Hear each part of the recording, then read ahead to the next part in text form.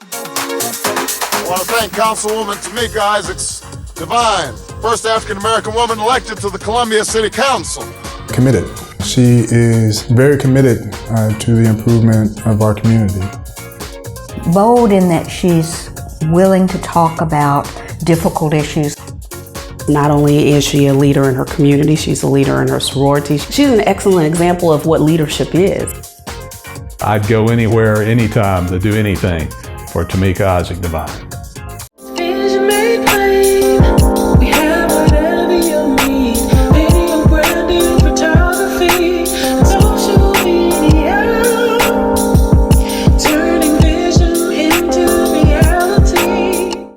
I'm Tameika Devine. I'm a wife, a mom, an entrepreneur, and a city councilwoman. Hello, I'm Jamie Devine, a husband, a father, and a community champion. I've been married to my wife Tameika for over 15 years. Join us as we interview some of our favorite couples, hear their stories, and be inspired. The secret to our successful marriage is that we are very intentional about our date nights.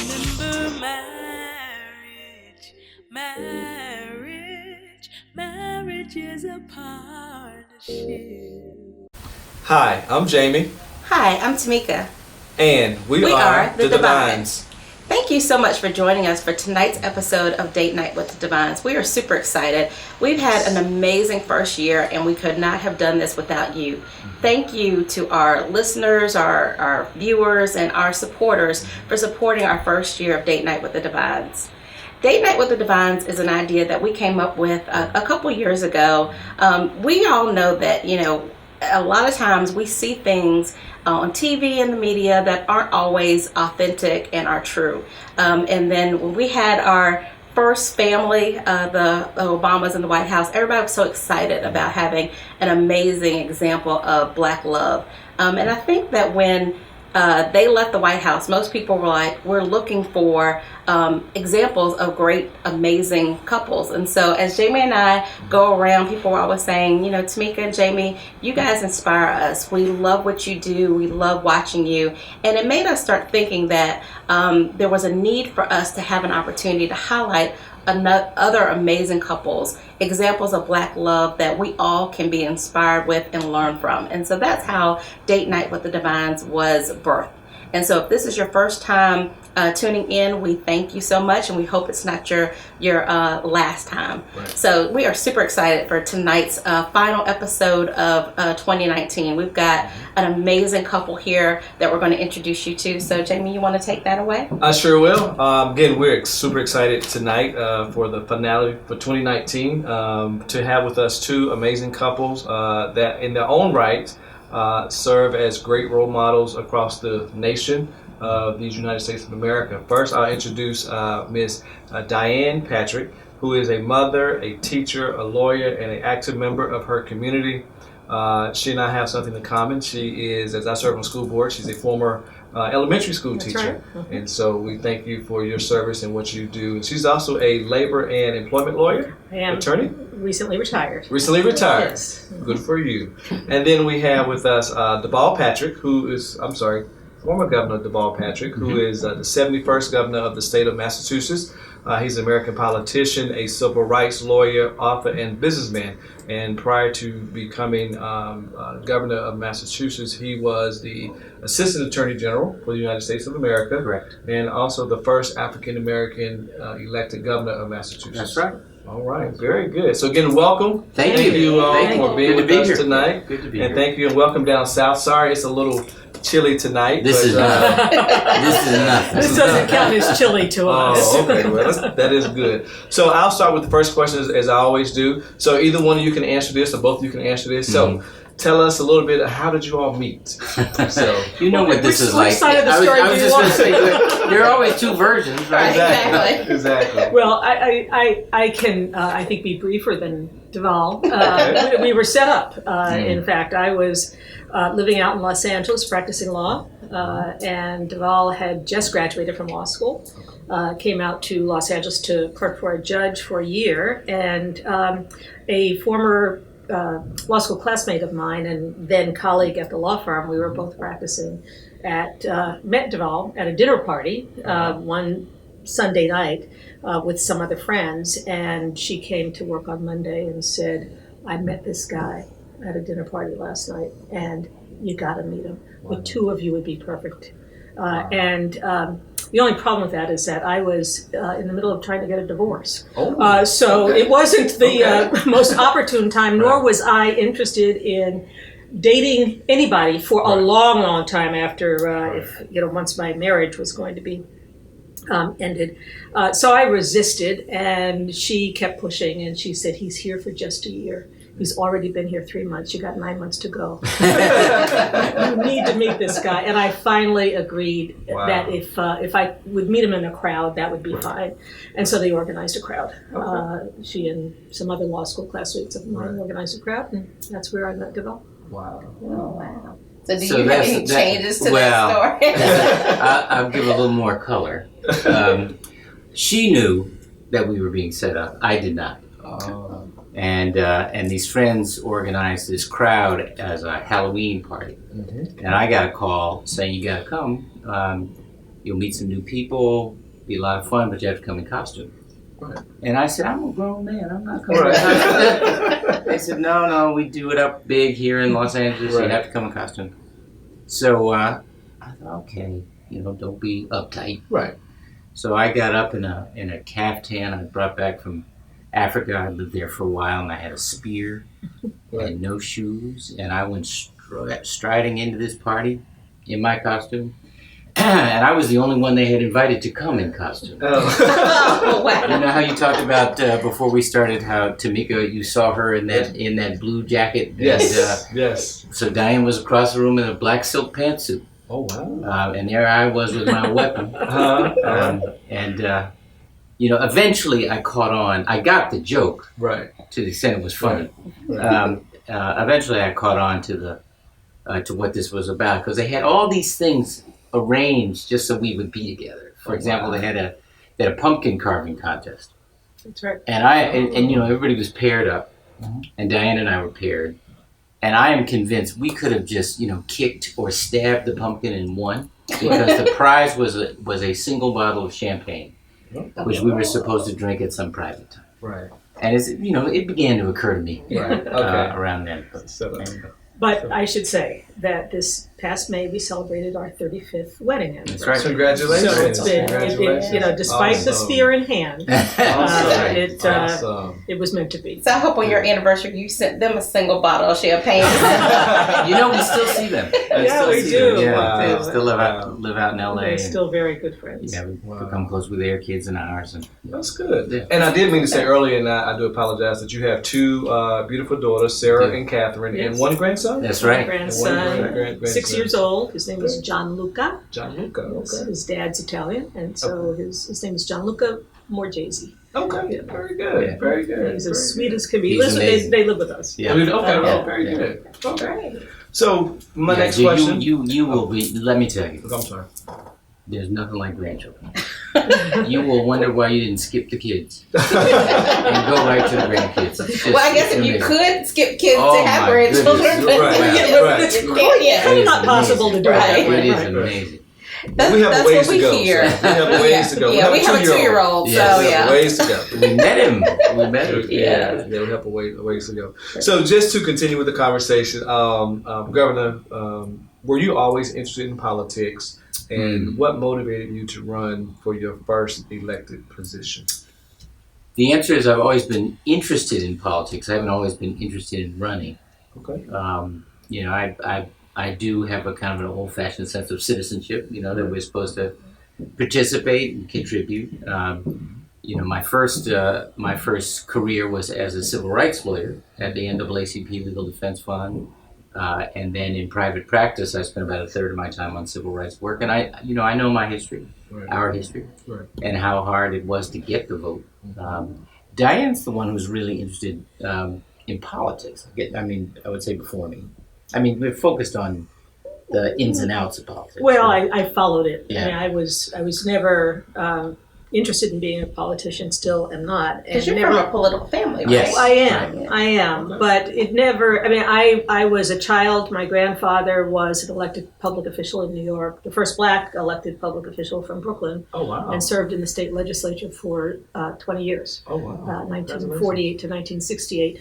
And that was it was a world unto its own, but it didn't cause me to ever think that I wanted to go into politics or be married to a politician. Right. But lo and behold, but I've always been a real consumer of. I guess that's what I mean. I've just been a political consumer, news, a follower of political news. Yeah. It's just been always fascinating to me. Oh, wow. And there's some amazing political people we have encountered and met over the years. In addition to her grandfather, whom I knew before he passed away. He was there when we were married. Oh, wow. He left the legislature. May I say this? Sure. He left the state assembly. Was he majority whip at the time? Mm-hmm. First black majority whip. He left the state assembly when this upstart challenged him. A woman named Shirley Chisholm. Remember Shirley Chisholm? Yeah. And he decided it was his time to go. Right. Between upstart is the term they used in. that's her for the family. Okay. We wouldn't call her an upstart, but but in 1948 when he ran, he was considered a firebrand. I mean, he was really he was a first, and he was representing a community that hadn't been represented in the state before. By the time Shirley Chisholm came along in 1968 to challenge him in the primary for his seat, the world had changed. And it was days of black power and the real active civil rights movement and flower power, and we were protesting the Vietnam War. And my grandfather was still a terrific representative, but he just hadn't caught up to 1968, and Shirley Chisholm came along, and it was her time. Short time. Yeah. And he finally figured that out and stepped down. Yeah. So Jamie, I was so governor is the very first elected position I ever saw. Really? Yeah. Okay. And I had been a lawyer. I had served at the Justice Department as head of the Civil Rights Division. I'd come back to practicing law. And then I was an executive at 2 companies. And what I was seeing in companies is, this kind of quarter-to-quarter, short-term focus. Sometimes I think at the expense of the long-term interest of the enterprise. Mm-hmm. I saw that bad habit creep into the way we govern ourselves. You know what I'm talking about. It's been election cycle to election cycle, news cycle to news cycle. Yeah. When it seemed to me that the work was supposed to be about generation to generation. Right. What are the decisions you make right now that leave things better? Right. So I've been interested in and active in John Kerry's run for president, and I'd come to know John over the years.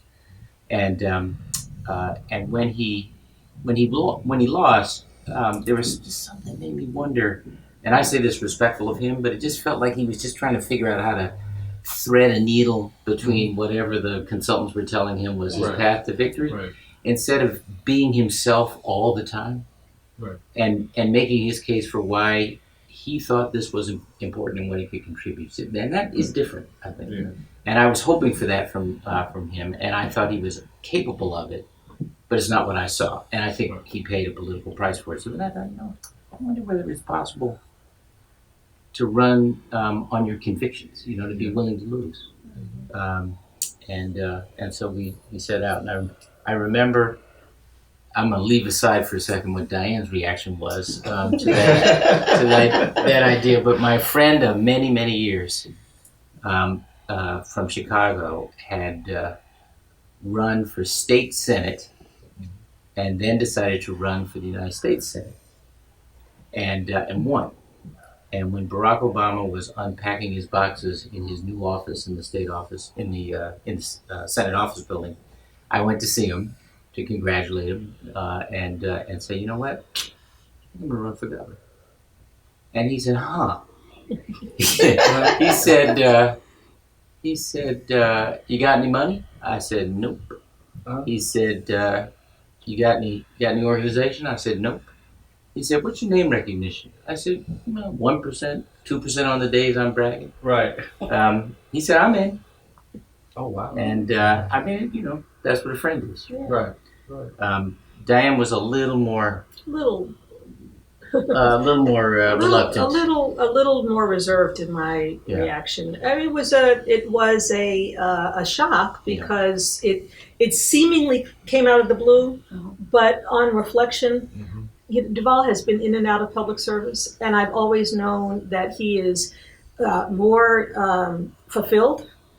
He's happier when he is doing something in the public service. So when he was the head of the Civil Rights Division in the U.S. Department of Justice, when he was at the NAACP Legal Defense Fund, even in private practice, when he was doing something that was, representing, people who were disenfranchised, even as he was in private practice doing it on a pro bono basis. That's what has always driven him. Right. And when he was doing none of that, he was just a regular lawyer. Right, yeah.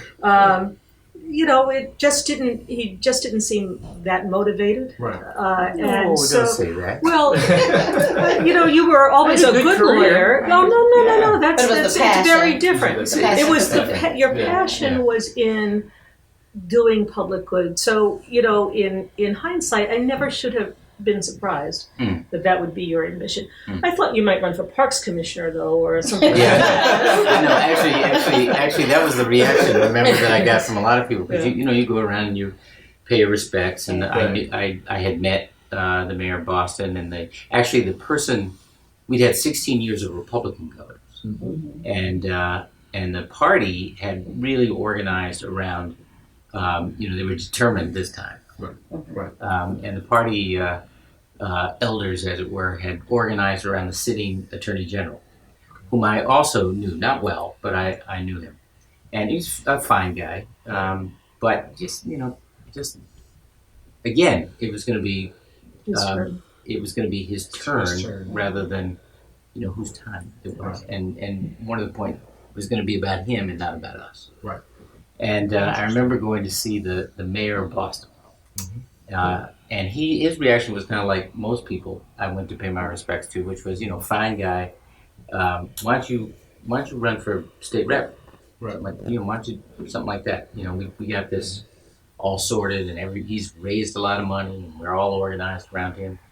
And I said, well, I don't really want to do state rep. He said, well, how about attorney general? That's a fine position for you. And I said, well, thank you, but that's not what I want to be. I said, I had worked for a lot of people and had some fun assignments, but frequently with people who had less than ambitious goals. Right. And the worst thing is to sense that you could have a more ambitious. I'm talking about a policy goal or a social goal. You could reach further, and you could ask people to reach further.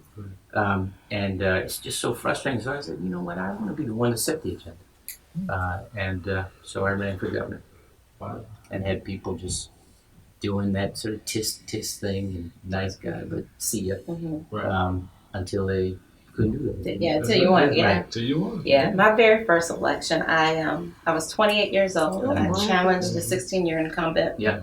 There had not been an African American who had run at large before, right. And I had that same thing. Yeah, sure. People were like, "Oh, that's so cute." Yeah, right. Exactly. And especially as a woman too. Exactly. Double fine. Yeah, and all the naysayers once I ran were like, "Oh, can we give you some money? You got some debt." So I see that, but I love what you said before because that was kind of for me as well, running. Not being afraid to lose so that you can be around your convictions. Right. What's important to you and how that can, motivate you to not worry about the consultants and other things. And others. Yeah. And others. Yeah. I mean, it's a very interesting thing about electoral politics. You're good. About electoral politics, how often it is that people wait for other people's permission to decide not just whether to run, but how to vote. They wait for pollsters and pundits to say it's going to happen. They wait for, they wait to see, do you have more money than the, I mean, it's amazing. It's a kind of giving up of your power. Your power is that vote. Yeah. You own that power. Right. Exactly. Yeah. We just in Boston had a recount of two people running for city council, And that recount came down to one vote. One vote Wow. out of tens of thousands of votes. Wow. It just if there's ever proof that every single vote counts, it was in that election. Yeah, this is just in the last Just the last couple of days. Oh, wow. That makes a huge difference. So you served 2 terms as governor, and so I would love to know. We don't have term limits, by the way. So, There's my term limit. That's it. She said 2 terms, and that's it. That's You it. gotta come home for a little while. Well, that definitely leads me to my next question, because I think marriage is difficult for anybody, but certainly being married and being in the public eye, and it's interesting. Of course, we get it because we're a dual elected family. He might be chairman of the school board, but he's my husband, and when people are mad and saying things about him, I'm getting upset, and vice versa. So kind of tell us, how has being in the public eye, especially governor, that's very high, and as I read, Diane, you continued to work while you were being first lady, as well as continue to work. Tell us, how did you guys The managing partner of the Boston office of the largest firm in the city. How many of you are there in the city? Largest firm in the city. It's a pretty large firm all around. Well, okay. It's an you do the international bragging. firm. It's an international firm. The last count, I think we have about 400 partners. You know what? I should have that data, but I don't. We're a pretty large firm. Yeah. And I worked hard for that. You all have been there, and as you noted, I was a public school teacher in New York City before I went to law school. But I was laid off when New York had a financial crisis, and the mayor had to lay off lots of municipal workers, and I was one of them. And just by serendipity, I guess, I decided to go to law school. I had no interest really in going to law school, but I went and I found out that it was something that I really loved, and then I worked hard to be a success at it. And once I got there, it's hard to give something like that up. And when Deval decided to run, and we managed, with 2 children, and Deval having jobs in Washington and New York and Atlanta, and I stayed pretty much home in Boston with our kids, with Deval coming home every weekend. I mean, that's a challenge. But I wanted, and Deval supported that, to continue my career. It defines me. And as much as I love being his wife and his partner, I needed to hold on to who I was as well. And so when he ran, I said, I'm not quitting. Now, I helped with the campaign, and when he was elected, everybody expected me to stop practicing law. In fact, we went to governor's school. Yeah, right. So tell this story. So there's, I don't know that it's really called governor's school, but it's what everybody refers to it as. New governors meet at the Greenbrier in West Virginia with sitting governors, and there is a whole weekend of seminars on the budget process, and the legislative process, and so forth and so on. How you organize your staff and stuff. Spouses are invited, and we go to our own seminars. And for me, it was largely. I don't know a better word than to say ridiculous. In part because remember this is being recorded. I understand, but in part because Massachusetts is unique in a lot of respects. One, we don't have a governor's mansion. You stay put in the house that you live in. So a lot of the and I think we're only one of 3 states that don't have a governor's mansion. By the way, the folks in the U.S. Virgin Islands, they have 3 mansions because they have one in each of the islands. In any event, so some of the seminars were how to manage a mansion staff, how to raise money for New China for the mansion, how to invite the public into your home.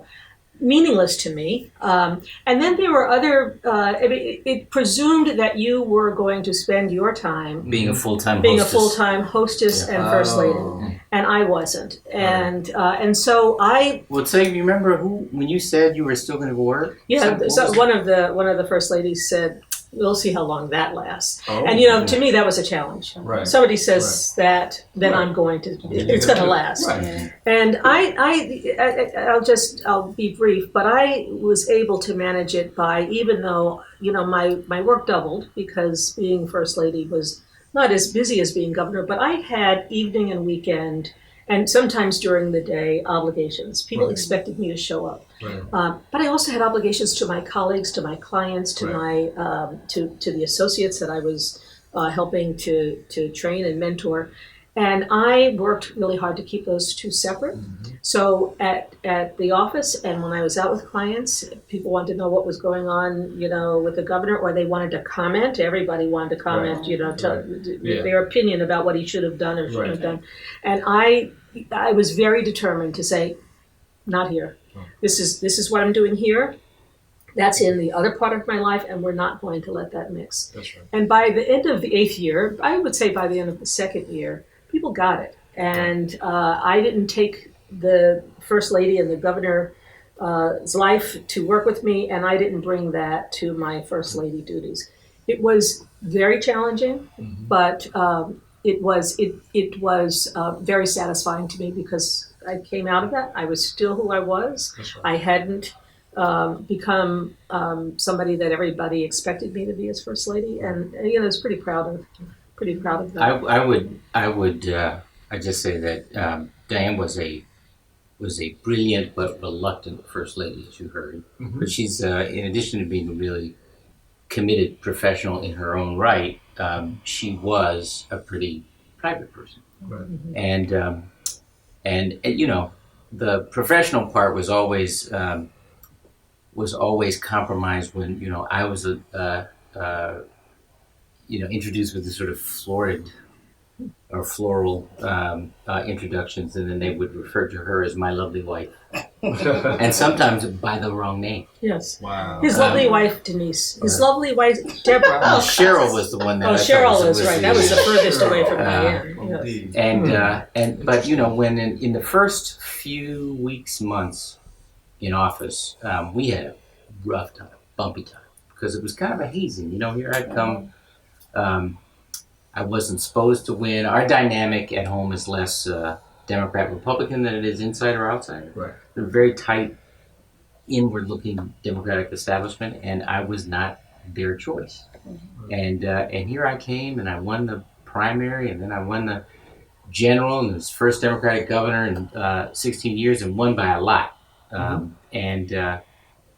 You know, we just did stuff differently. We were organized at the grassroots. We brought all these people along. We kept it positive, even when the attacks started. And the attacks, as you said, in some ways they're harder on Diane, on the family, than on me. You're surrounded by your team, and they're doing the rapid response, and Diane's trying to keep that part of life over here,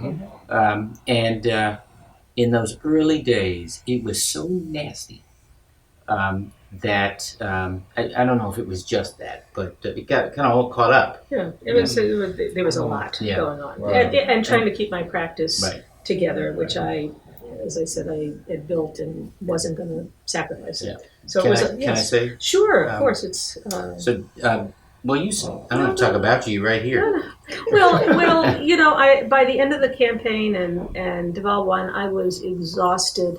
I wasn't, frankly, sure. Now, I want to pause for a moment to say that I am in a completely different place. I don't want any of your listening audience to think, well, now she's another reluctant, you know, campaigner.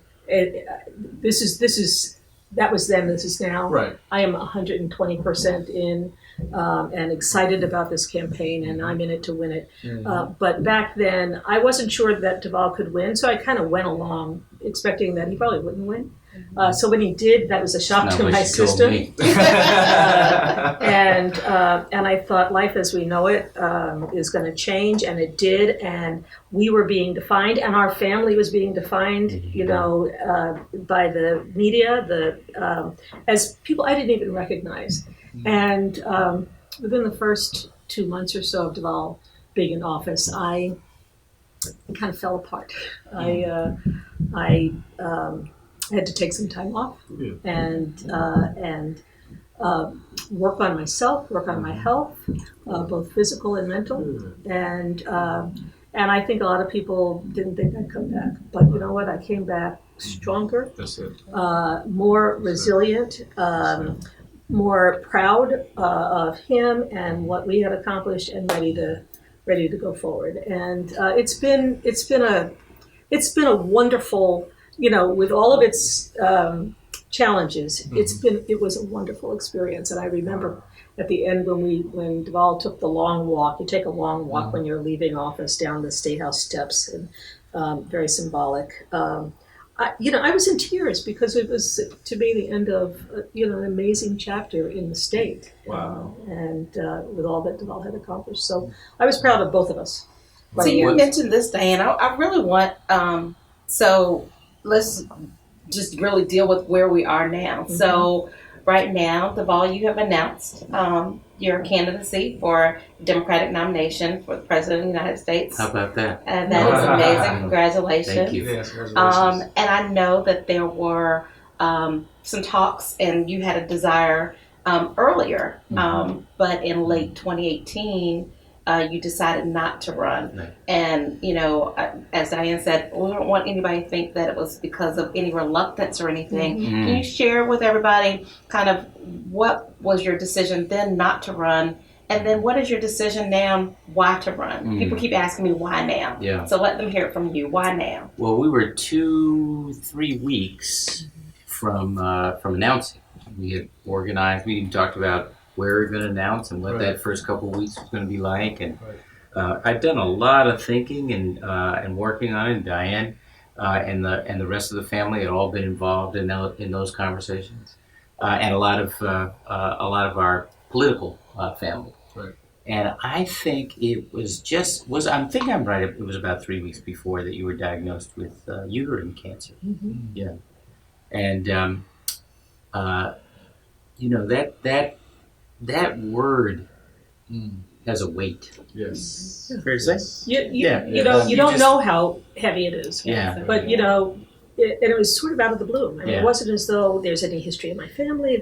I wasn't even feeling anything. To then be told I had cancer. Yeah, a couple of people were urging you to go back to the doctor and check out a little irregularity. And praise God, they got it early. And you can say as much or as little as you want about that. I had surgery, and then I had to have radiation treatments, and I just wasn't sure how that was all going to work out. Right. The radiation treatments were scheduled for January, and who knew what was going to be? And we just decided, should we get in this when we're not sure what the next year, much less the next 5 years, is going to hold? And so we decided that. And it was hard. It was not an easy decision, but we just decided not to. But you know that the time, you can't force these things, right? It's got to be right, and you have to feel called, and when you are called, you'll know that the time is what it's supposed to be. And I think we celebrated 35 years, as Diane said, in May. Wow. The doctor and I say she's cancer free. All right. But you get checked every several months, right? And will be for years. Good. So it's just around. Good. But we feel that. Well, let me put it this way: this thing is wide open. And I've been watching the field. I have a lot of friends in it. I've talked to them and had right through their campaigns up to announcement and beyond. And again, I really believe that the way you make change that lasts is by building bridges and being a bridge. That you have to draw other people, and that's been my experience. That's why we came after 8 years through the worst recession in living memory, and Massachusetts is #1 in America in student achievement, and healthcare coverage, and veteran services, and energy efficiency, and entrepreneurial activity and a 25-year employment high. It wasn't by And the highest bond rating in our state history. history, Yeah, right? so fiscally prudent and wise, but still ambitious in the agenda. Wow. And accomplishing it by asking people in and out of government to turn to each other rather than on each other. And I understand how angry we all are. We should be. You know, it's not just the current administration, as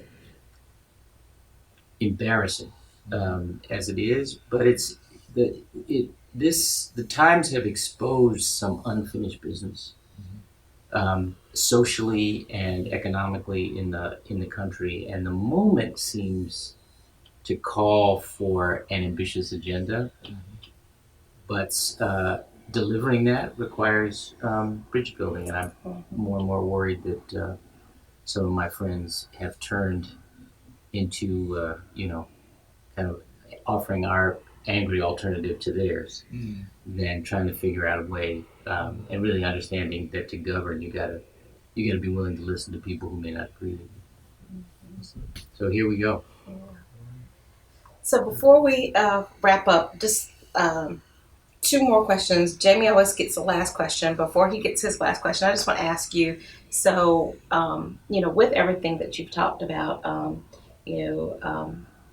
health challenges, dealing with, having all the demands on governor and everything else, at this point in your lives, I guess, what would you feel like you have learned as a couple and as public servants about kind of your life experiences? What have you learned that is something that you're offering to everyone else? Well, it's interesting. One of the things that I've learned and increasingly learned over the 35 years Deval and I have been together, 37 really, but 35 years, that, doing public good is not just good for the public. It's really good for the soul. And I have felt that more and more and more. And, and the absence of our current leadership having any interest in the public good, seemingly, has, when I talk about it does something good for the soul, that hurts my soul. And it's really one of the reasons why I am so supportive of this decision and this campaign, because I know Deval to be, and this is not just because he's my husband, but I've just seen it, he's so uniquely able to lean in and listen hard and learn from others, and then execute on that basis, and not based on what his own value. Well, it's always based on his values, but not just what he wants and what's good for his family, but in fact, more importantly, what's good for everybody else. And so that's a lesson learned for me.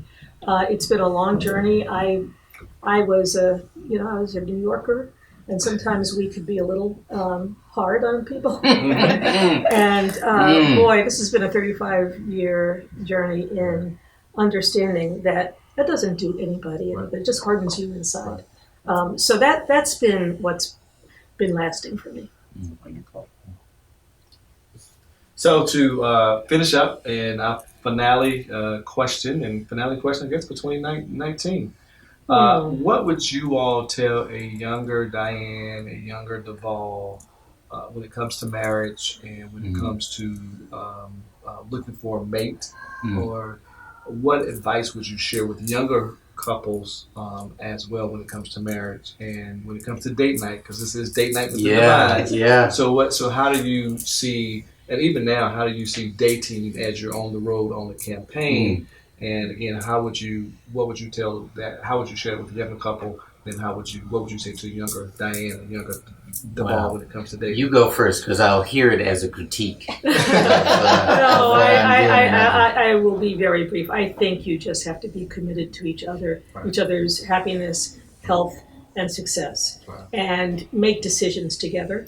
Because sometimes those decisions don't always turn out okay, and you don't want to be able to point to the other ones, I did that for you, or this is your fault. There is no decision that we've made that we haven't made together. That's important. And I think that's really critically important. Awesome. That's important. I think the other thing is save a corner for yourselves. You know, before we became victims of our schedule, we were better at trying to get a date night. Right. Not so good right now. Not so good not so good right now. But it's okay. But because it's that's why we had the popcorn and date night. But you know, just there's a, you know, you need a little time to gossip with each other and fuss and, you know, talk about the stuff you've been storing up that you haven't been able to express quite the way you want to because you've been around other people, you just haven't been around each other. And yeah, I guess that's what I would say. There are lots of other practical things, you know, but emotionally, save some space. Save some space. Yeah. It's good. Very good. Thank you both Thank you. so much. Right. This has been such an honor to just hear from you guys and just to have some time. Our prayers are with you as you continue this campaign. Thank you.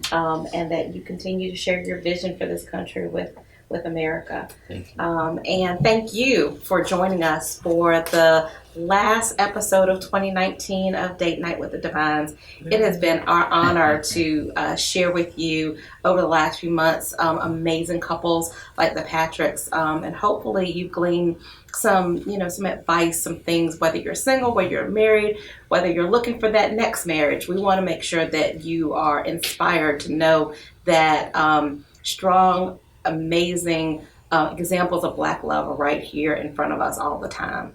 And so I didn't take a break earlier because I wanted to make sure we got this conversation. Yes. So now I want to make sure I am thanking our sponsors. We have had the same sponsors the entire year of 2019. So certainly thank Veronica Isaac Insurance Agency, State Farm, John T. Elliott, Professional Hair Design, Styled by Nada, my amazing stylist.